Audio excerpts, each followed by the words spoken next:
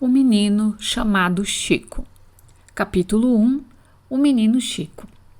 Pedro Leopoldo era uma cidade bem pequena do interior das Minas Gerais. Apenas um vilarejo parecido com tantos outros, com uma rua que começava na igreja e outra que terminava no cemitério. Viviam centenas de almas entretidas em ir e vir, em cuidar de suas vidinhas pacatas, tranquilas até o raiar do tédio. Esta é a história de dois garotos, amigos reunidos pelo acaso, que moravam por essas paragens à época do Jeca Tatu. Do outro lado da vila, mais para as bandas do antigo cemitério, morava o mais novo dos dois meninos, Francisco Cândido Xavier. Foi chamado Chico desde sempre, talvez porque o nome fosse muito grande para um menino tão pequeno. Era apenas mais um entre os 9 filhos de Dona Maria João de Deus e seu João Cândido Xavier. Diziam as más línguas que o menino tinha nascido sem nenhuma sorte. A verdade é que o menino chamado Chico vinha assustando o povo de sua casa praticamente desde que aprendera a falar, quando passara a contar uma porção de coisas esquisitas que botava todo mundo de cabelo em pé. O garotinho contava que via gentes andando pelo quintal ao cair da noite e que ouvia vozes que sussurravam ao seu ouvido coisas que ninguém mais ouvia. Vira e mexe, acontecia uma conversa assim. "Ouviu isso, mamãe?" perguntava o menino, naquela voz fraquinha de quem já está quase mudo de medo. A moça levantava a cabeça e apurava os ouvidos, prestando atenção ao silêncio. Mas, tirando o cri, cri, cri dos grilos que proseavam no quintal, ela não ouvia mais nada. "Chico, fica quietinho e dorme. Não tem nada para ser ouvido. Com certeza você sonhou. Reza um Pai Nosso que o pesadelo passa", respondia a mãe. Ajeitava a coberta amarfanhada do filho, lhe aplicava uma beijoca na bochecha e saía do quarto, puxando a porta mansamente atrás de si. Num dia desses, Chico viu que alguém tinha ficado o tempo todo atrás da bendita porta. "Ah, foi aí que você se escondeu, seu fujão. Aparece para ela também. Quero ver se tem coragem", desafiou o menino, que, a julgar pelo que podia ser visto, falava com a parede. "Psiu, se o pai acordar, a Cinta vai cantar", avisou a Luísa, sua irmã mais velha. A coitada tentava pegar no sono, apesar da falação do irmãozinho teimoso e dos demais sons noturnos produzidos pelas 9 crianças que dormiam atulhadas naquele quartinho. No mesmo instante, o menino ficou quieto. Engoliu em seco o resmungo de indignação que lhe veio à boca quando a tal aparição malcriada mostrou a língua, fazendo uma última careta de desaforo antes de sumir na escuridão da noite. Noite após noite, a mesma história se repetia. Dona Maria João de Deus estava mais do que acostumada a levantar no meio da madrugada para ajudar o filho que chorava e pedia ajuda. Já o pai não se conformava com aquela situação e ralhava com a esposa, puxando briga. "Que maluquice é essa de ver fantasma em toda parte? Ele inventa isso só para chamar sua atenção. Esse menino precisa de uma boa surra. Há que se ter paciência, João. O menino tem medo do escuro. E ele ainda é tão pequeno, só tem 5 anos. E se ele estiver falando a verdade? Isso de ver e ouvir fantasma? Qual nada? Esse menino é aluado. Deixa ele comigo.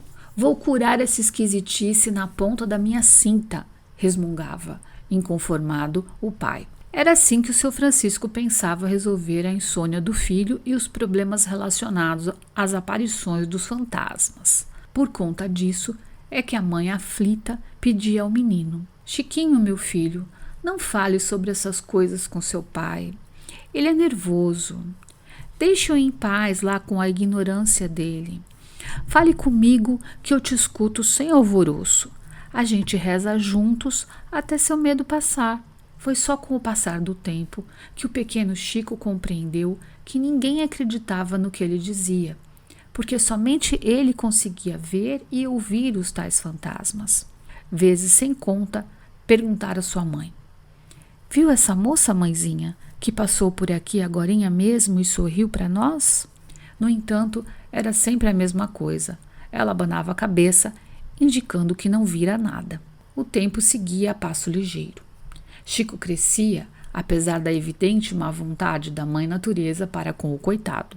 E Dona Maria João alimentava a esperança de que, ao ficar mais velho, o juízo haveria de fincar pé naquela cabecinha fraca. Enquanto isso não acontecia, ela fazia às vezes de travesseiro e cobertor nas relações entre pai e filho. Foi assim até o dia em que a pobre mulher caiu doente. A doença chegou sem aviso, de um dia para o outro, e piorou logo, ligeira e sem piedade, consumindo-a em crises de angina. Quando a boa mulher sentiu que a hora da partida se avizinhava, mandou chamar a filharada e, afagando rosto por rosto, avisou que as coisas por ali iriam mudar em breve. Teria que partir numa longa viagem. Aproveitou a oportunidade e orientou o marido para que dividisse os filhos entre a parentada, caso o pior lhe acontecesse. Porque Dona Maria sabia que o marido não conseguiria trabalhar no emprego e ainda cuidar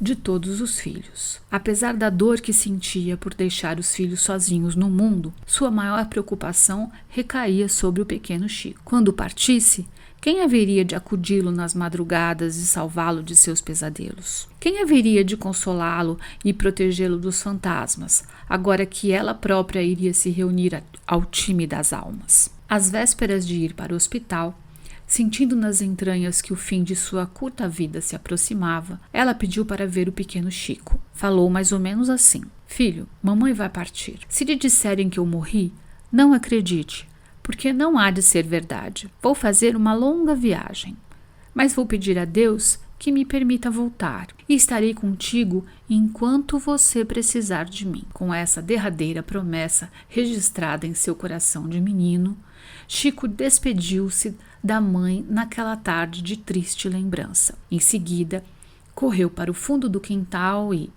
sentando-se à sombra de um pessegueiro, preparou-se para uma longa espera. Mas calma aí, não falei lá no começo que era uma história sobre 2 meninos? Então, me deixa contar do outro. O mais velho dos 2 se chamava Renato e morava na casa mais bonita da vila, que ficava em frente à pracinha da igreja de Nossa Senhora. Apesar de ser o mais novo, Renato era o verdadeiro varão, ou seja, o único filho homem entre mais 5 meninas. Suas irmãs chamavam-se Norma, Nádia, Noêmia, Nisandra e Narcisa. Todas tinham nomes começados com a letra N, porque o pai, advogado e funcionário público muito gabaritado, quisera homenagear seu próprio nome, aliás, Norberto. O guri só se salvou da maldição da letra N por mérito de sua mãe, que, revoltada com tanta mesmice nominativa, fez o marido jurar junto ao altar da Virgem Maria que, se ela parisse um menino, poderia dar ao filho tão esperado o nome que bem entendesse. Ao contrário de Chico, ao nascer, Renato tirara a sorte grande. Seu avô paterno era o fazendeiro mais rico daquelas redondezas, o coronel Frederico Matos Ferreira, cujo esporte predileto era mimar o neto, que crescia cada vez mais genioso e cheio de vontades. E como já se não lhe bastasse o velho por admirador, havia também o pai, a se babar de orgulho pelo menino. De modo que, fosse em sua casa, na cidade, ou na casa grande, na fazenda, Renato era muito mais do que apenas o filho do tabelião ou o neto do coronel. Por aquelas bandas, Renato era rei. E como todo bom soberano, do alto de seus quase 7 anos, mandava em tudo e em todos, somente alterando o tom de voz, que soava mansa quando se referia aos poderosos domésticos, ou autoritária e feroz para todo o resto, incluindo suas próprias irmãs, apesar dele ser o caçula da família. O garoto era um arteiro, tinhoso como ele só. E apesar das traquinagens que praticava o tempo todo, nenhuma culpa lhe respingava a honra infantil. Nenhuma palavra de repreensão perturbava seus ouvidos de príncipe dos sertões. Quem teria quebrado o vaso de porcelana chinesa de Dona Isaurinha? Que coisa ruim teria trancado o gato de Norma no armário, que quase morreu de susto ao abrir a porta e dar com o bichano ali cair na cabeça? Todo mundo sabia que aquilo era obra do diabrete, mas ninguém tinha coragem de contar nada às autoridades de plantão. Botavam a culpa no coitado do Saci Pererê ou na pobre da Caipora, quando estavam todos carecas de saber que o responsável era o senhorzinho Renato. O menino seguia reinando feliz, desfrutando daquela felicidade que só é possível aos que já nasceram vencedores e têm a aventura de assim continuar navegando pela vida afora. Não se esqueçam de curtir o vídeo e de se inscrever no canal Letras Brasílias.